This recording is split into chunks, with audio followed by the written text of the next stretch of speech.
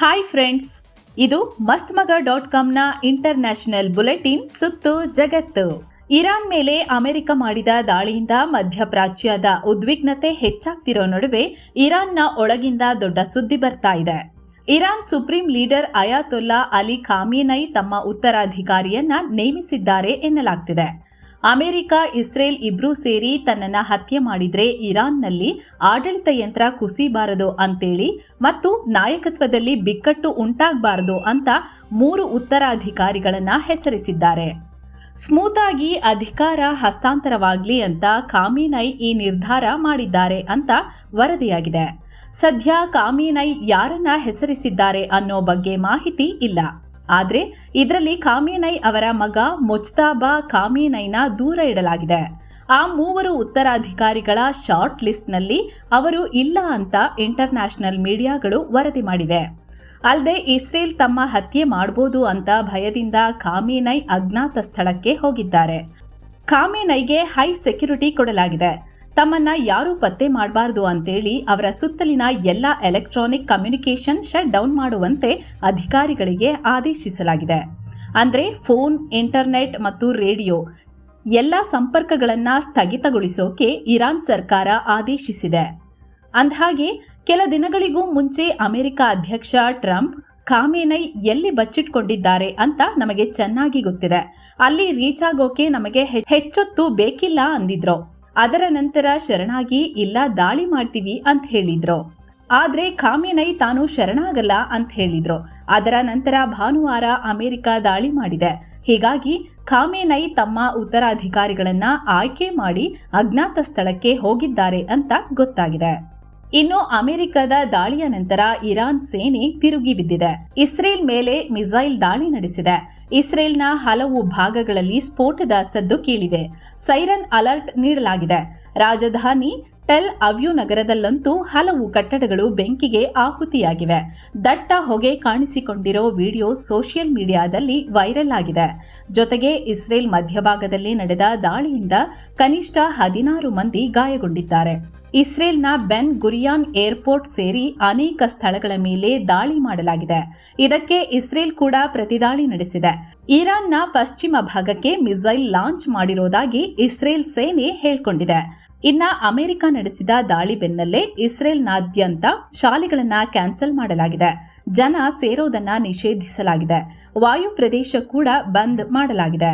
ಇನ್ನು ಅಮೆರಿಕದಲ್ಲೂ ಕಟ್ಟೆಚ್ಚರ ಸಾರಲಾಗಿದ್ದು ಹಲವು ನಗರಗಳಲ್ಲಿ ಧಾರ್ಮಿಕ, ರಾಜತಾಂತ್ರಿಕ ಮತ್ತು ಸಾಂಸ್ಕೃತಿಕ ಸ್ಥಳಗಳಲ್ಲಿ ಬಿಗಿ ಭದ್ರತೆ ಒದಗಿಸಲಾಗಿದೆ. ಇರಾನ್ನಲ್ಲಾಗ್ತಿರೋ ಬೆಳವಣಿಗೆಗಳನ್ನ ಟ್ರ್ಯಾಕ್ ಮಾಡ್ತಾ ನ್ಯೂಯಾರ್ಕ್ ನಗರದಲ್ಲಿ ಹೆಚ್ಚಿನ ಜಾಗೃತಿ ವಹಿಸಲಾಗ್ತಿದೆ. ಪರಿಸ್ಥಿತಿನ ಬಹಳ ಸೂಕ್ಷ್ಮವಾಗಿ ಮಾನಿಟರ್ ಮಾಡಲಾಗ್ತಿದೆ ಅಂತ ನ್ಯೂಯಾರ್ಕ್ ಪೊಲೀಸ್ ಡಿಪಾರ್ಟ್ಮೆಂಟ್ ತಿಳಿಸಿದೆ. ಅತ್ತ ವಾಷಿಂಗ್ಟನ್ನ ಮೆಟ್ರೋಪಾಲಿಟನ್ ಪೊಲೀಸ್ ಡಿಪಾರ್ಟ್ಮೆಂಟ್ ಕೂಡ ಇದೇ ರೀತಿಯ ಅಡ್ವೈಸರಿ ರಿಲೀಸ್ ಮಾಡಿದೆ. ಇನ್ನ ಅಮೆರಿಕ ನಡೆಸಿದ ಈ ದಾಳಿಯಿಂದ ಅಮೆರಿಕನ್ ಪ್ರಜೆಗಳು ಆತಂಕ ಪಡೋ ಪರಿಸ್ಥಿತಿ ಬಂದಿದೆ. ಈಗ ಮಧ್ಯಪ್ರಾಚ್ಯದಲ್ಲಿರೋ ಅಮೆರಿಕದ ಎಲ್ಲಾ ಪ್ರಜೆಗಳು ಮತ್ತು ಯೋಧರು ಇರಾನ್ನ ಟಾರ್ಗೆಟ್ ಅಂತ ಇರಾನ್ನ ಮಾಧ್ಯಮಗಳು ವರದಿ ಮಾಡ್ತಿವೆ. ಇರಾನ್ ಇವರ ಮೇಲೆ ದಾಳಿ ಮಾಡುತ್ತೆ. ಮೊದಲು ಅಮೆರಿಕ ನಮ್ಮ ಮೇಲೆ ದಾಳಿ ಶುರು ಮಾಡ್ತು, ಈಗ ನಾವದನ್ನ ಫಿನಿಶ್ ಮಾಡ್ತೀವಿ ಅಂತ ಇರಾನ್ ಸರ್ಕಾರಿ ಮಾಲೀಕತ್ವದ IRIB ಮಾಧ್ಯಮಗಳು ವರದಿ ಪ್ರಕಟ ಮಾಡ್ತಿವೆ. ಇತ್ತ ಅಮೆರಿಕ ನಡೆಸಿದ ದಾಳಿಗೆ ಜಾಗತಿಕ ನಾಯಕರು ರಿಯಾಕ್ಟ್ ಮಾಡಿದ್ದಾರೆ. ಒಂದಿಷ್ಟು ರಾಷ್ಟ್ರಗಳು ಅಮೆರಿಕ ದಾಳಿನ ಹಾಡಿ ಹೊಗಳಿದ್ರೆ ಮತ್ತೊಂದಿಷ್ಟು ರಾಷ್ಟ್ರಗಳು ತೀವ್ರ ಕಳವಳ ವ್ಯಕ್ತಪಡಿಸಿವೆ. ಇಸ್ರೇಲ್ ಪ್ರಧಾನಿ ಬೆಂಜಮಿನ್ ನೆತನ್ಯಾಹು ಅಮೆರಿಕ ದಾಳಿನ ಬಾಯ್ತುಂಬಾ ಹಾಡಿ ಹೊಗಳಿದ್ದಾರೆ.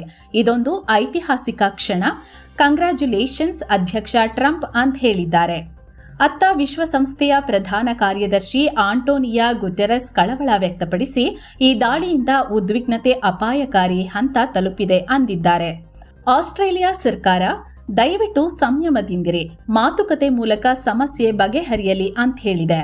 ನ್ಯೂಜಿಲೆಂಡ್ ವಿದೇಶಾಂಗ ಸಚಿವ ವಿನ್ಸ್ಟನ್ ಪೀಟರ್ಸ್ ಮಿಡಲ್ ಈಸ್ಟ್ನಲ್ಲಿ ಆಗ್ತಿರೋ ಬೆಳವಣಿಗೆಯಿಂದ ಚಿಂತೆಯಾಗಿದೆ, ಎಲ್ಲರೂ ಮಾತುಕತೆಗೆ ಮುಂದಾಗಿ ಅಂತ ಹೇಳಿದ್ದಾರೆ. ಇನ್ನ ಕ್ಯೂಬಾ ಅಧ್ಯಕ್ಷ ಮಿಗೆಲ್ ಡಿಯಾಜ್ ಕಾನಿಲ್ ಅಮೆರಿಕ ದಾಳಿಗೆ ಖಂಡನೆ ವ್ಯಕ್ತಪಡಿಸಿದ್ದಾರೆ. ಇರಾನ್ ನ್ಯೂಕ್ಲಿಯರ್ ಫೆಸಿಲಿಟಿ ಮೇಲಿನ ಅಮೆರಿಕ ದಾಳಿನ ನಾವು ಬಲವಾಗಿ ಖಂಡಿಸ್ತೇವೆ. ಇದು ವಿಶ್ವಸಂಸ್ಥೆಯ ಚಾರ್ಟರ್ ಮತ್ತು ಅಂತಾರಾಷ್ಟ್ರೀಯ ಕಾನೂನುಗಳ ಉಲ್ಲಂಘನೆ ಅಂತ ಕಿಡಿಕಾರಿದ್ದಾರೆ. ವೆನೆಜುವೆಲಾ ವಿದೇಶಾಂಗ ಸಚಿವ ಈವಾನ್ ಗಿಲ್ ಕೂಡ ಖಂಡಿಸಿದ್ದಾರೆ. ಅತ್ತ ಮೆಕ್ಸಿಕೋ ವಿದೇಶಾಂಗ ಸಚಿವಾಲಯ ಈಗಿಂದೀಗಲೇ ಮಾತುಕತೆ ನಡೆಸಿ ಶಾಂತಿ ಸ್ಥಾಪನೆಗೆ ಮುಂದಾಗಬೇಕಿದೆ ಅಂತ ಒತ್ತಾಯಿಸಿದೆ. ಇತ್ತ ಬ್ರಿಟನ್ ಪ್ರಧಾನಿ ಕೀರ್ ಸ್ಟಾರ್ಮರ್ ಇರಾನ್ನ ನ್ಯೂಕ್ಲಿಯರ್ ಪ್ರೋಗ್ರಾಂ ಅಂತಾರಾಷ್ಟ್ರೀಯ ಭದ್ರತೆಗೆ ದೊಡ್ಡ ಅಪಾಯ, ಹಾಗಾಗಿ ಇರಾನ್ ಅಣ್ವಸ್ತ್ರ ಅಭಿವೃದ್ಧಿ ಪಡಿಸೋಕೆ ಸಾಧ್ಯನೇ ಇಲ್ಲ, ಈ ಅಪಾಯನ ತಡೆಯೋಕಂತಲೇನೆ ಅಮೆರಿಕ ಕ್ರಮ ತೆಗೆದುಕೊಂಡಿದೆ ಅಂತ ಹೇಳಿದ್ದಾರೆ. ಇನ್ನೊಂದು ಕಡೆ ಅಮೆರಿಕದ ಈ ದಾಳಿ ಬೆನ್ನಲ್ಲೇ ರಷ್ಯಾದಿಂದ ಒಂದು ಸ್ಟೇಟ್ಮೆಂಟ್ ಬಂದಿದೆ. ಇರಾನ್ ಅಣು ಕೇಂದ್ರದಲ್ಲಿ ಕೆಲಸ ಮಾಡ್ತಿರೋ ರಷ್ಯಾದ ಕೆಲಸಗಾರರನ್ನ ಸುರಕ್ಷಿತವಾಗಿ ಸ್ಥಳಾಂತರ ಮಾಡೋಕೆ ಅಮೆರಿಕ, ಇಸ್ರೇಲ್ ಒಪ್ಕೊಂಡಿವೆ ಅಂತ ರಷ್ಯಾಧ್ಯಕ್ಷ ಪುಟಿನ್ ಹೇಳಿದ್ದಾರೆ. ಇರಾನ್ನ ಬುಷೆಹರ್ ವಿದ್ಯುತ್ ಸ್ಥಾವರದಲ್ಲಿ 2 ಹೊಸ ರಿಯಾಕ್ಟರ್ ನಿರ್ಮಿಸ್ತಿರೋ ನಮ್ಮ ಕಾರ್ಮಿಕರನ್ನ ಸುರಕ್ಷಿತವಾಗಿಡೋಕೆ ಅಮೆರಿಕ, ಇಸ್ರೇಲ್ ಎರಡೂ ಒಪ್ಪಿವೆ ಅಂತ ಪುಟಿನ್ ತಿಳಿಸಿದ್ದಾರೆ. ಇನ್ನು ರಷ್ಯಾ ತನ್ನ ಮಿತ್ರ ಇರಾನ್ನ ಕೈಬಿಟ್ಟಿದೆ ಅನ್ನೋ ಟೀಕೆನ ಪುಟಿನ್ ತಳ್ಳಿ ಹಾಕಿದ್ದಾರೆ. ರಷ್ಯಾ ಇರಾನ್ ಮತ್ತು ಇಸ್ರೇಲ್ ಎರಡರೊಂದಿಗೂ ಹತ್ತಿರದ ಸಂಬಂಧ ಹೊಂದಿದೆ ಅಂತ ಹೇಳಿದ್ದಾರೆ. ಇನ್ನು ಇತ್ತ ಗಾಜಾದಲ್ಲೂ ಇಸ್ರೇಲ್ ತನ್ನ ದಾಳಿನ ಕಂಟಿನ್ಯೂ ಮಾಡಿದೆ. ಪರಿಣಾಮ ಕನಿಷ್ಠ 26 ಜನ ಸಾವನ್ನಪ್ಪಿದ್ದಾರೆ, ಹಲವರು ಗಾಯಗೊಂಡಿದ್ದಾರೆ. ಇನ್ನು ಗಾಜಾದಲ್ಲಿ ಕುಡಿಯುವ ನೀರಿನ ಕೊರತೆ ಎದುರಾಗ್ತಿದೆ. ಹೀಗಾಗಿ ಶೀಘ್ರದಲ್ಲೇ ನೀರಿನ ಬಿಕ್ಕಟ್ಟು ಸೃಷ್ಟಿಯಾಗಬಹುದು ಅಂತ ವಿಶ್ವಸಂಸ್ಥೆಯ ಚಿಲ್ಡ್ರನ್ಸ್ ಏಜೆನ್ಸಿ ಎಚ್ಚರಿಕೆ ನೀಡಿದೆ. ಇನ್ನು ಸಂಘರ್ಷದಿಂದಾಗಿ ಮಧ್ಯಪ್ರಾಚ್ಯ ಭಾಗದಲ್ಲಿ ತೈಲ ಸರಬರಾಜಿಗೆ ತೊಂದರೆ ಆಗೋ ಆತಂಕ ಇದೆ. ಈ ಮಧ್ಯೆ ಭಾರತ ಜೂನ್ನಲ್ಲಿ ರಷ್ಯಾದಿಂದ ಕಚ್ಚಾ ತೈಲ ಆಮದನ್ನ ಏರಿಕೆ ಮಾಡಿರೋ ವಿಷಯ ಗೊತ್ತಾಗಿದೆ. ಭಾರತ ಮಿಡಲ್ ಈಸ್ಟ್ನ ಸೌದಿ ಮತ್ತು ಇರಾಕ್ನಿಂದ ಒಟ್ಟಾರೆ ಎಷ್ಟು ತೈಲ ತರಿಸಿಕೊಳ್ತಿತ್ತೋ ಅದಕ್ಕಿಂತ ಹೆಚ್ಚಿನ ತೈಲನ ರಷ್ಯಾದಿಂದೀಗ ಆಮದು ಮಾಡಿಕೊಳ್ಳಲಾಗ್ತಿದೆ. ಜೂನ್ನಲ್ಲಿ ಭಾರತದ ರಿಫೈನರಿಗಳು ಪ್ರತಿದಿನ 20 ಲಕ್ಷದಿಂದ 22 ಲಕ್ಷ ಬ್ಯಾರೆಲ್ ಕಚ್ಚಾ ತೈಲನ ರಷ್ಯಾದಿಂದ ಆಮದು ಮಾಡಿಕೊಳ್ತೀವಿ ಅಂತ ಜಾಗತಿಕ ವ್ಯಾಪಾರ ವಿಶ್ಲೇಷಣಾ ಸಂಸ್ಥೆ ಕೆಪ್ಲೆರ್ ಹೇಳಿದೆ. ಮೇ ತಿಂಗಳಲ್ಲಿ ರಷ್ಯಾದಿಂದ 19.6 ಲಕ್ಷ ಬ್ಯಾರೆಲ್ ಕಚ್ಚಾ ತೈಲ ಆಮದು ಮಾಡಿಕೊಳ್ಳಲಾಗ್ತಿತ್ತು. ಅತ್ತ ಅಮೆರಿಕದಿಂದ ಭಾರತ ಪ್ರತಿದಿನ ಆಮದು ಮಾಡಿಕೊಳ್ತಿದ್ದ ಕಚ್ಚಾ ತೈಲನ 2.80 ಲಕ್ಷ ಬ್ಯಾರೆಲ್ನಿಂದ 3.39 ಲಕ್ಷ ಬ್ಯಾರೆಲ್ಗೆ ಹೆಚ್ಚಳ ಮಾಡಿದೆ ಅಂತ ತಿಳಿಸಿದೆ. ದಿನವೂ ಗುಂಡಿನ ದಾಳಿ ನೋಡ್ತಿರೋ ಅಮೆರಿಕ ಈಗ ಭಾರತದಲ್ಲಿ ಭದ್ರತೆ ಸರಿಯಿಲ್ಲ ಅಂತ ಟ್ರಾವೆಲ್ ಅಡ್ವೈಸರಿ ಜಾರಿ ಮಾಡಿದೆ. ಭಾರತದಲ್ಲಿ ಅಪರಾಧ ಮತ್ತು ಭಯೋತ್ಪಾದನಾ ಕೃತ್ಯಗಳು ಹೆಚ್ಚುತ್ತಿವೆ, ಹೀಗಾಗಿ ಹೆಚ್ಚಿನ ಎಚ್ಚರಿಕೆ ವಹಿಸಿ ಅಂತ ತನ್ನ ಪ್ರಜೆಗಳಿಗೆ ಅಮೆರಿಕದ ಸ್ಟೇಟ್ ಡಿಪಾರ್ಟ್ಮೆಂಟ್ ಜೂನ್ 16ರಂದು ಅಡ್ವೈಸರಿ ನೀಡಿದೆ. ಅಲ್ಲದೆ ಭಾರತದ ಪ್ರವಾಸಿ ತಾಣಗಳಲ್ಲಿ ಅತ್ಯಾಚಾರ, ಲೈಂಗಿಕ ದೌರ್ಜನ್ಯ, ಹಿಂಸಾತ್ಮಕ ಘಟನೆಗಳು ಜಾಸ್ತಿಯಾಗ್ತಿವೆ. ಹೀಗಾಗಿ ಜಮ್ಮು ಕಾಶ್ಮೀರ, ಭಾರತ ಪಾಕಿಸ್ತಾನ ಗಡಿ ಪ್ರದೇಶ, ಮಧ್ಯಪ್ರದೇಶ, ಜಾರ್ಖಂಡ್, ತೆಲಂಗಾಣ, ಆಂಧ್ರ ಪ್ರದೇಶ, ಮಹಾರಾಷ್ಟ್ರ, ಉತ್ತರ ಪ್ರದೇಶ, ಬಿಹಾರ, ಪಶ್ಚಿಮ ಬಂಗಾಳ, ಒಡಿಶಾ ಮತ್ತು ಭಾರತದ ಈಶಾನ್ಯ ರಾಜ್ಯಗಳಿಗೆ ಪ್ರಯಾಣಿಸಬೇಡಿ ಅಥವಾ ಪ್ರಯಾಣವನ್ನ ಮರುಪರಿಶೀಲನೆ ಮಾಡಿ ಅಂತ ಅಮೆರಿಕ ಹೇಳಿದೆ. ಇನ್ನು ಅಮೆರಿಕದ ಸರ್ಕಾರಿ ಉದ್ಯೋಗಿಗಳು ಪೂರ್ವ ಮಹಾರಾಷ್ಟ್ರ, ಉತ್ತರ ತೆಲಂಗಾಣ ಮತ್ತು ಪಶ್ಚಿಮ ಬಂಗಾಳದ ಗ್ರಾಮೀಣ ಪ್ರದೇಶಗಳಿಗೆ ಹಾಗೂ ಸಿಕ್ಕಿಂ, ಅರುಣಾಚಲ ಪ್ರದೇಶಕ್ಕೆ ಭೇಟಿ ನೀಡಲು ವಿಶೇಷ ಅನುಮತಿ ಪಡಿಬೇಕು. ಆ ಪ್ರದೇಶಗಳಿಗೆ ಭೇಟಿ ನೀಡುವಾಗ ಸ್ಯಾಟಲೈಟ್ ಫೋನ್ಗಳು ಮತ್ತು GPS ಸಾಧನಗಳನ್ನು ಬಳಸಬೇಡಿ. ಬಳಸಿದ್ರೆ ದಂಡ ವಿಧಿಸಲಾಗುತ್ತದೆ ಮತ್ತು ಮಹಿಳೆಯರು ಒಂಟಿಯಾಗಿ ಟ್ರಾವೆಲ್ ಮಾಡೋದನ್ನ ಅವಾಯ್ಡ್ ಮಾಡಿ ಅಂತ ಅಡ್ವೈಸರಿಯಲ್ಲಿ ತಿಳಿಸಲಾಗಿದೆ. ಪಾಕ್ನಿಂದ ಸ್ವಾತಂತ್ರ್ಯಕ್ಕಾಗಿ ಹೋರಾಡ್ತಿರೋ ಬಲೂಚ್ಗಳ ಅಬ್ಬರ ಮುಂದುವರೆದಿದೆ. ಇದೀಗ ಪಾಕ್ ಸೇನೆ ಮತ್ತು ಪಾಕ್ನ ಸ್ಫೋಟಕ ನಿಗ್ರಹ ದಳದ ಅಧಿಕಾರಿಗಳನ್ನ ಗುರಿಯಾಗಿಸಿ 6 ಕಡೆ ಬಲೂಚಿಗಳು ದಾಳಿ ಮಾಡಿದ್ದಾರೆ. ಪರಿಣಾಮ 13 ಪಾಕ್ ಸೈನಿಕರು ಮತ್ತು 2 ಅಧಿಕಾರಿಗಳು ಸಾವನ್ನಪ್ಪಿದ್ದಾರೆ. 6 ಜನ ಗಂಭೀರವಾಗಿ ಗಾಯಗೊಂಡಿದ್ದಾರೆ. ಸುಧಾರಿತ ಸ್ಫೋಟಕ ಮತ್ತು ಶಸ್ತ್ರಾಸ್ತ್ರಗಳ ಮೂಲಕ ಬಲೂಚಿಸ್ತಾನದ ಕಲಾತ್ ಜಿಲ್ಲೆಯಲ್ಲಿ ಈ ದಾಳಿ ನಡೆಸಲಾಗಿದೆ. ಈ ದಾಳಿಗಳಲ್ಲಿ ಪಾಕ್ ಸೇನೆಯ ವಾಹನಗಳನ್ನ ಕೂಡ ಸಂಪೂರ್ಣ ನಾಶ ಮಾಡಿದ್ದೀವಿ ಅಂತ ಬಲೂಚ್ ಪಡೆ ಹೇಳ್ಕೊಂಡಿದೆ. ಮಹತ್ವದ ಬೆಳವಣಿಗೆಯಲ್ಲಿ ಭಾರತದ ರಾಷ್ಟ್ರೀಯ ಭದ್ರತಾ ಸಲಹೆಗಾರ ಅಜಿತ್ ಧೋವಲ್ ಮುಂದಿನ ವಾರ ಚೀನಾಗೆ ಭೇಟಿ ನೀಡಲಿದ್ದಾರೆ ಅಂತ ವರದಿಯಾಗಿದೆ. ಈ ಭೇಟಿಯಲ್ಲಿ ಭಾರತ ಮತ್ತು ಚೀನಾ ಸಂಬಂಧ ಸ್ಥಿರಗೊಳಿಸೋದು ಮತ್ತು ಭಯೋತ್ಪಾದನೆ ವಿರುದ್ಧದ ಭಾರತದ ನಿಲುವನ್ನ ಪುನರುಚ್ಚಾರ ಮಾಡಲಿದ್ದಾರೆ. ಇನ್ನು ಇದೇ ವೇಳೆ ರಾಷ್ಟ್ರೀಯ ಭದ್ರತಾ ಸಲಹೆಗಾರರ ಮೀಟಿಂಗ್ನಲ್ಲಿ ಧೋವಲ್ ಭಾಗಿಯಾಗಲಿದ್ದಾರೆ. ಈ ವೇಳೆ ಚೀನಾ, ರಷ್ಯಾ ಮತ್ತು ಮಧ್ಯ ಏಷ್ಯಾದ ಶಾಂಘೈ ಕೋಆಪರೇಷನ್ ಸದಸ್ಯ ರಾಷ್ಟ್ರಗಳ ರಾಷ್ಟ್ರೀಯ ಭದ್ರತಾ ಸಲಹೆಗಾರರೊಂದಿಗೆ ದ್ವಿಪಕ್ಷೀಯ ಮಾತುಕತೆ ನಡೆಸಲಿದ್ದಾರೆ. ಗಡಿಯಾಚೆಗಿನ ಭಯೋತ್ಪಾದನೆ ಮತ್ತು ಪಾಕ್ ಬೆಂಬಲದಿಂದ ಆಪರೇಟ್ ಆಗ್ತಿರೋ ಪ್ರಾಕ್ಸಿಗಳ ವಿರುದ್ಧದ ಭಾರತದ ನಿಲುವನ್ನ ಧೋವಲ್ ತಿಳಿಸಲಿದ್ದಾರೆ. ಹಾಗೂ ಭಯೋತ್ಪಾದನಾ ನಿಗ್ರಹಿಸೋ ಕುರಿತು ಚೀನಾಗೆ ಸ್ಪಷ್ಟ ನಿಲುವು ತೆಗೆದುಕೊಳ್ಳುವಂತೆ ಒತ್ತಾಯ ಮಾಡಲಿದ್ದಾರೆ. ಜೊತೆಗೆ ಭಾರತ ಚೀನಾ ನಡುವೆ ನೇರ ವಿಮಾನಯಾನ ಪುನರಾರಂಭಿಸೋ ಕುರಿತು ಕೂಡ ಡಿಸ್ಕಸ್ ಮಾಡೋ ಸಾಧ್ಯತೆ ಇದೆ. ಅಂದಹಾಗೆ ಇದೇ ಜೂನ್ 25ರಿಂದ 27ರವರೆಗೆ ಚೀನಾದಲ್ಲಿ ನಡೆಯಲಿರೋ ಶಾಂಘೈ ಕೋ ಆಪರೇಷನ್ ಡಿಫೆನ್ಸ್ ಮಿನಿಸ್ಟರ್ ಮೀಟಿಂಗ್ನಲ್ಲಿ ರಕ್ಷಣಾ ಸಚಿವ ರಾಜನಾಥ್ ಸಿಂಗ್ ಭಾಗಿಯಾಗಲಿದ್ದಾರೆ. ಅದರ ಬೆನ್ನಲ್ಲೇ ಧೋವಲ್ರ ಚೀನಾ ಭೇಟಿ ಭಾರಿ ಮಹತ್ವ ಪಡ್ಕೊಳ್ತಿದೆ. ಇನ್ನೊಂದು ಕಡೆ ಪಾಕಿಸ್ತಾನದಿಂದ ಇಂಟ್ರೆಸ್ಟಿಂಗ್ ಹೇಳಿಕೆ ಬಂದಿದೆ. ಪಾಕ್ನ ರಕ್ಷಣಾ ಸಚಿವ ಖ್ವಾಜಾ ಆಸಿಫ್ ಪಾಕ್ ಸರ್ಕಾರದಲ್ಲಿ ಸೇನೆಯ ಹಸ್ತಕ್ಷೇಪವಿದೆ ಅಂತ ಬಾಯ್ಬಿಟ್ಟಿದ್ದಾರೆ. ಪಾಕಿಸ್ತಾನ ಹೈಬ್ರಿಡ್ ಮಾಡೆಲ್ನಲ್ಲಿ ಅಧಿಕಾರ ನಡೆಸ್ತಿದೆ. ಇದರಲ್ಲಿ ಸೇನೆ ಪ್ರಮುಖ ಶಕ್ತಿಯನ್ನ ಎಂಜಾಯ್ ಮಾಡ್ತಿದೆ ಅಂತ ಖ್ವಾಜಾ ಹೇಳಿದ್ದಾರೆ. ಇಂಟರ್ವ್ಯೂ ಒಂದರಲ್ಲಿ ಮಾತಾಡ್ತಾ ಹೀಗೆ ಹೇಳಿದ್ದಾರೆ. ಅಲ್ಲದೆ ಇದೇನು ಆದರ್ಶ ಪ್ರಜಾಪ್ರಭುತ್ವ ಸರ್ಕಾರವಲ್ಲ. ಸೊ ಈ ಹೈಬ್ರಿಡ್ ಅರೇಂಜ್ಮೆಂಟ್ನಿಂದ ಅದ್ಭುತ ನಡೀತಿದೆ ಅಂತ ನಾನು ಭಾವಿಸ್ತೇನೆ.